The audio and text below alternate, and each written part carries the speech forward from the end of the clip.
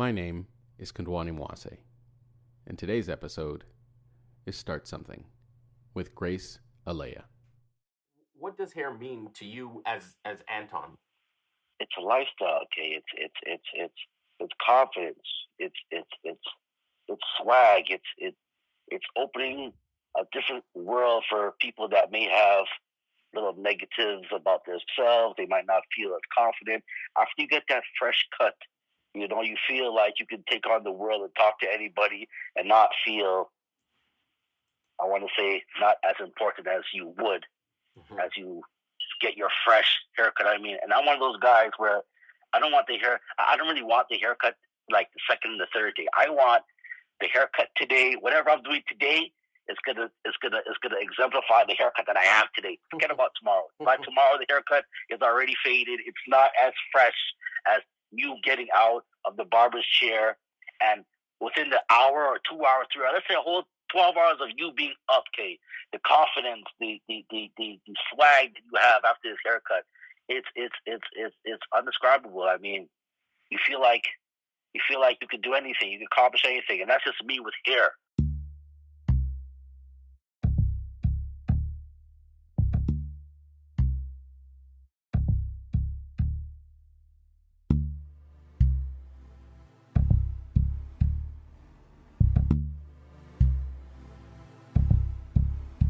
Good morning, good day, or good evening, and welcome to 54 Lights.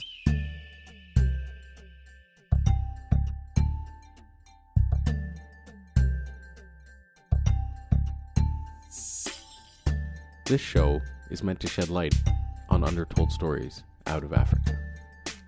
Our vision is to introduce you to some extraordinary people doing incredible things, and to ultimately change the lens through which African and Africans are seen. Grace Eleyae is the founder of a family-run business whose focus is helping women, primarily women of color. Her signature brand is the Slap, satin-lined caps. They work to keep moisture in hair. Her product is used for hair, but its impact goes well beyond follicles. She runs her business alongside her family.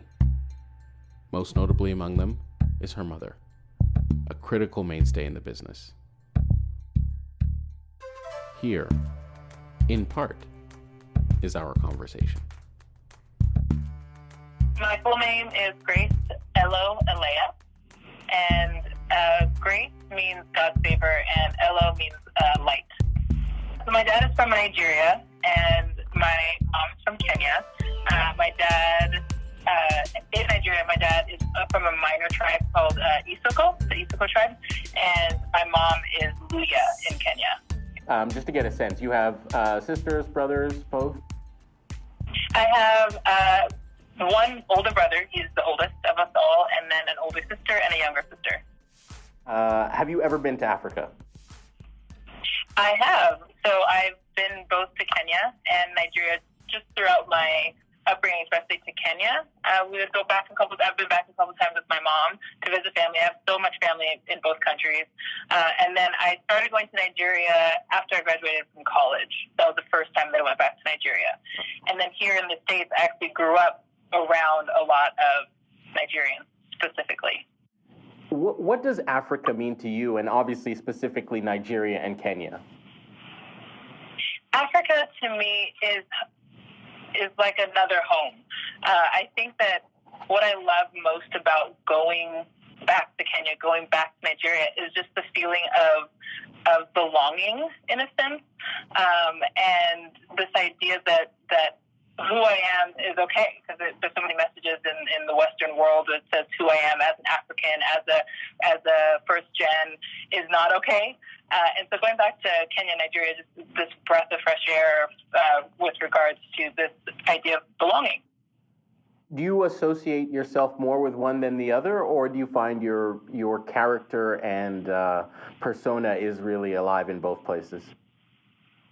I see both, definitely. So I would say that my family in Nigeria is much more gregarious, out there, in your face even, whereas my family in Kenya is a little bit more subdued, calm, and have different values as well. But I think I could pull a little bit from both, definitely.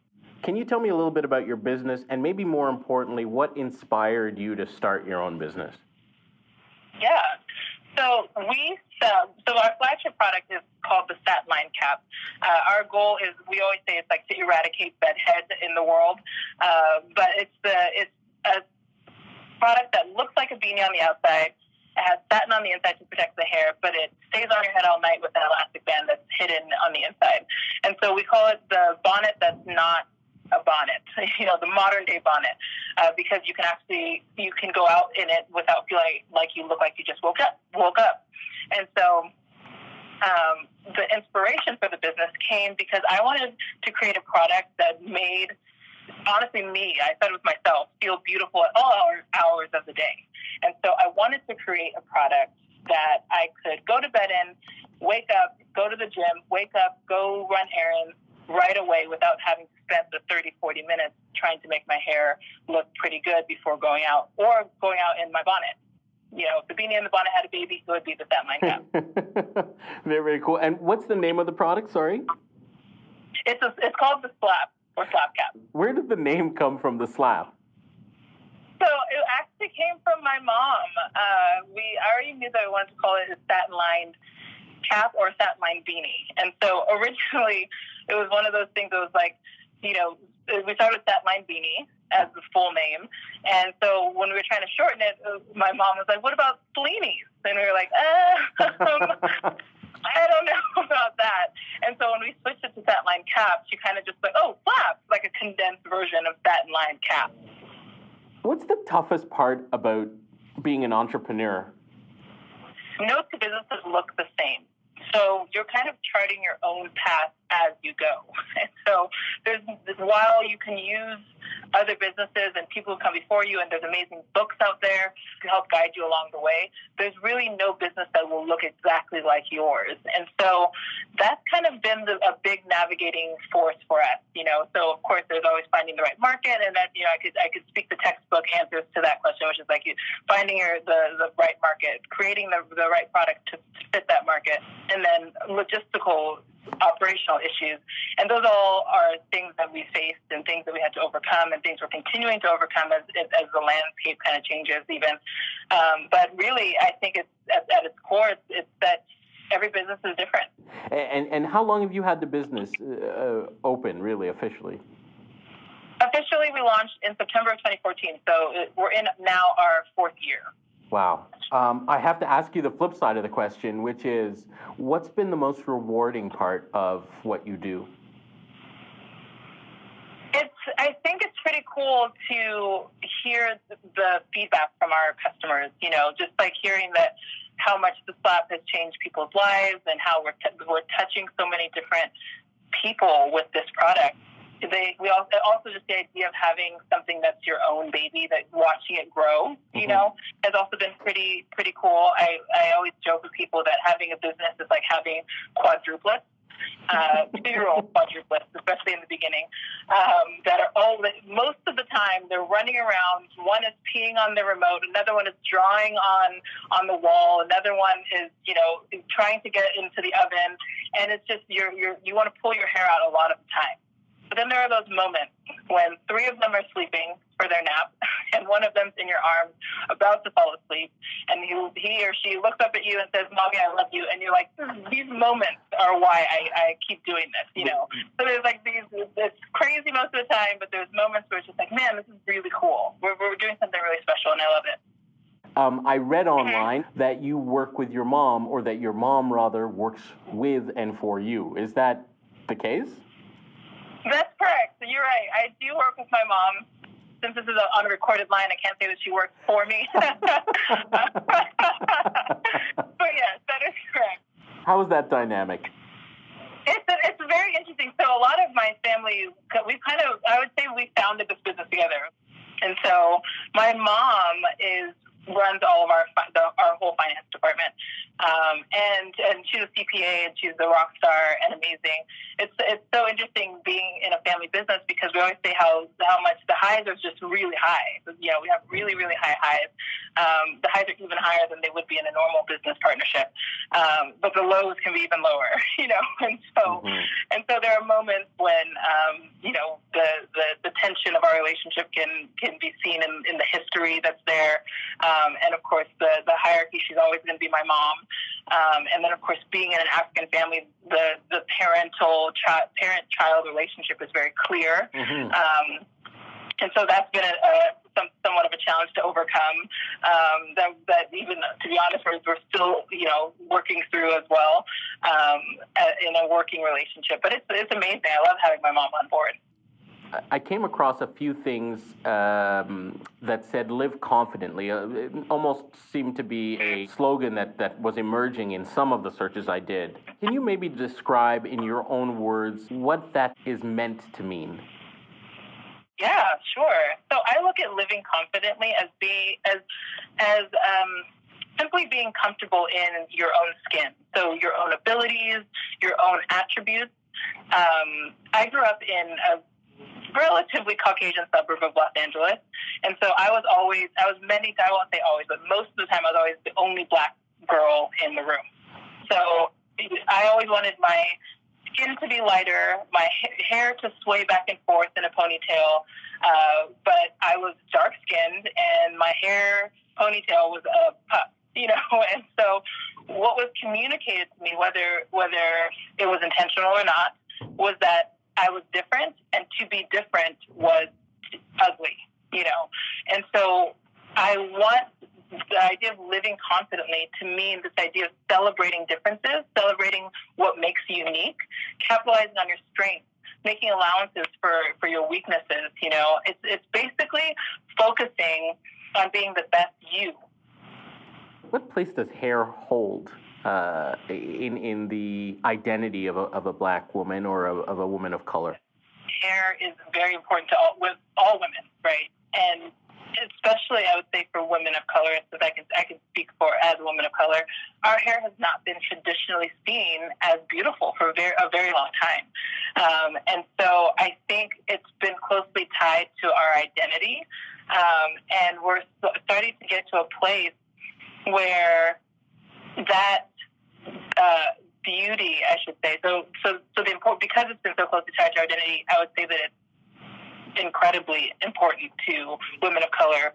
And there's just so much history there of how whether it's through perms and relaxers and extensions and braids and all the different ways we've molded our hair to be beautiful. I love the narrative that's happening right now around Black hair, and embracing the beauty of Black hair and the afro and just different textures and different curl patterns and just this idea that it's not different but beautiful. Like the conversation right now is switching to this and. You're different and you're beautiful. As I listened to Grace and how she's made hair an anchor in her emerging empire, it reminded me of the story of Samson and Delilah. In it, we come to learn that Samson's strength comes from his hair. While I'm sure that the twists and turns in that narrative aren't the reason why hair is so important to us today, I'm sure it's played some part. Hair is a big part of a person's identity. The way it's styled, coiffed, and otherwise presented says a lot about who you are. Short hair, long hair, buzz cuts, crew cuts, high tops, temple fades, curls, bobs, lobs, perms, braids, wigs, twists, weaves, streaks, and of course, the smooth option. No hair at all. So my name is Natasha. I am from Montreal, Quebec, born and bred. And my favorite haircut was actually not much of a haircut. It was about 10 years ago. Shaved my head for a fundraiser. And it was my favorite haircut because it taught me a lot about the aesthetics of hair and my relationship with it. My name is Lindiani, and I am a Malawian Canadian, and my favorite haircut is a buzz cut. My name is Katie McIntyre. I live in Montreal, and I'm born in Rochester, New York. My favorite haircut is the faux hawk, a shave in the back that leads to the fade into the faux hawk, even maybe some designs on the side or in the back. But even just a simple faux hawk, it really is a powerful cut. You can wear it at any age. It is classy, but funky at the same time. And it really is something that most people don't think they can pull off. But when you do and you rock it, it's really powerful. Is this a black or women of color brand, or is this for women in general?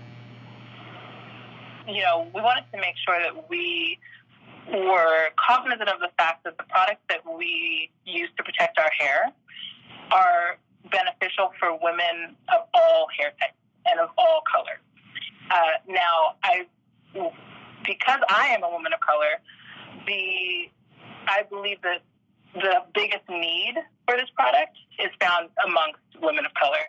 I'm speaking to the me out there, but we'd be remiss to not realize that these products, satin in general, is beneficial for women of all hair types. So then, one last question: if you could take a step back, like was this the plan? was this what you envisioned, or was it something else? If I was to go back to college, my college mind, it definitely was, working in corporate America for 20 years and then possibly starting a side hustle, and that side hustle kind of growing to be a little bit bigger, and then maybe jumping in full time and retiring a little bit early. That was like my trajectory in my mind. So I would say yes and no. It happened a lot sooner than I thought. But I wouldn't have thought with this particular product necessarily. So this product kind of came in a serendipitous, divine moment, right at the right time. So it's been a fun journey. So, how important is hair to you? I sat down with a few people to find out. Here's what they had to say. Please stay on the line while your call is completed. Long-distance charges may apply.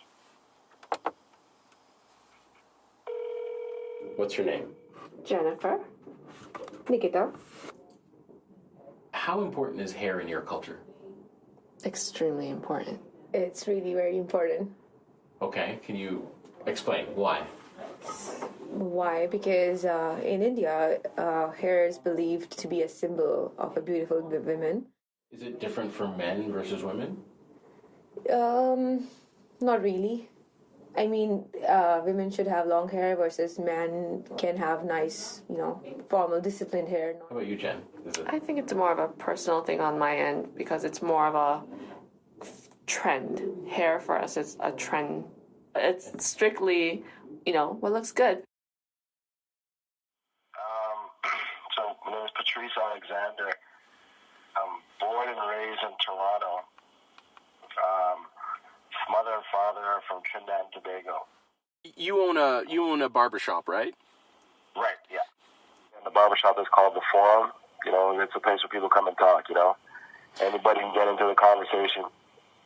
We exchange ideas.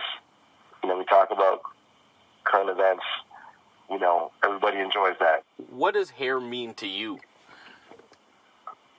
Hair is, it's interesting because the hair we have on our head is actually dead, oddly enough. So the hair follicle itself is alive, but the hair that we have on our head that we see is actually dead.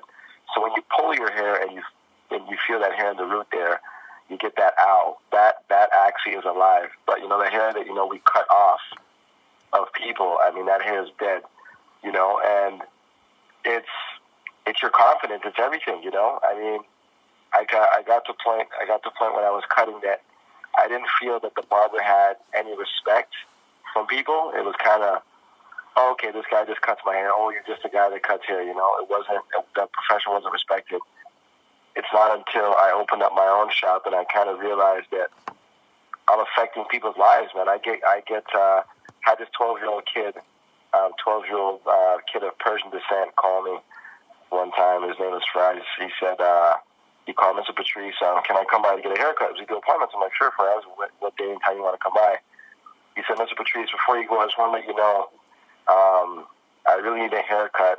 I feel so dirty. No matter how many times I take a shower, I don't feel clean unless you cut my hair. And that was about 10 years ago, and that's when it really hit home. If I'm getting that from a 12-year-old kid, adults will probably feel the same way. They just don't say it, And now it's a matter of just growing up again. We used to get our haircut every 6 weeks, and another reason why I got into barbering too, because I couldn't wait 6 weeks. Again, my mom, my sister went to fashion, and my mom and dad dressed me well. I didn't feel 100% clean and fresh, so I took it upon myself to cut my own hair. A lot of bad haircuts, but I couldn't wait 6 weeks for my dad, your hair is everything. I hear guys say, if I don't get a haircut, I'm not going out, I'm staying home. Yeah. Or I'm going to put on a hat.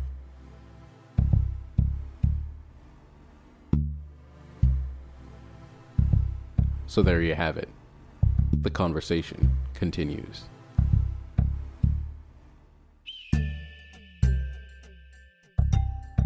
I'd like to thank all my guests for their participation and candor. Remember, you can find us wherever you do your listening: iTunes, Spotify, Stitcher, or even YouTube. Just search for 54 Lights. Listen, like, share.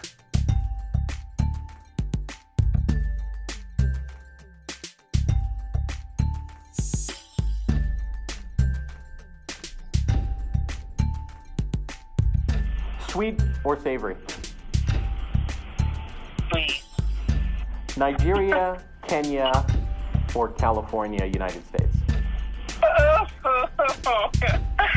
Oh man, I think it depends on the context. Okay, we'll say vacation. 2-week vacation again. Okay, vacation. I would say Kenya, Safari, or the coast. Perfect. I won't put more stress on you with the other version of that question. When you do go and relax, do you relax at the gym or do you relax at the spa? The gym. Okay. From what I've read, you have a design background a little bit? Mm-hmm. If you could choose one, to design or to be an entrepreneur, to run a business? Ooh, that's a good question. I would say entrepreneur. In the biopic of your life, the movie about Grace, who plays you in the movie? So, first person that came to mind is Lupita, mostly because I've been confused for her before. So I would say Lupita Nyong'o, also because she's an amazing actress. What's the name of the movie?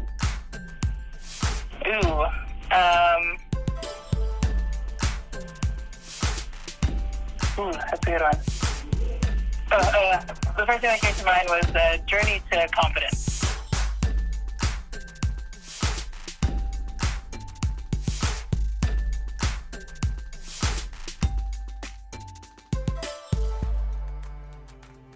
Music for this episode was composed, enjoyed, and used with permission by Anjo. Until we meet again, thanks for listening.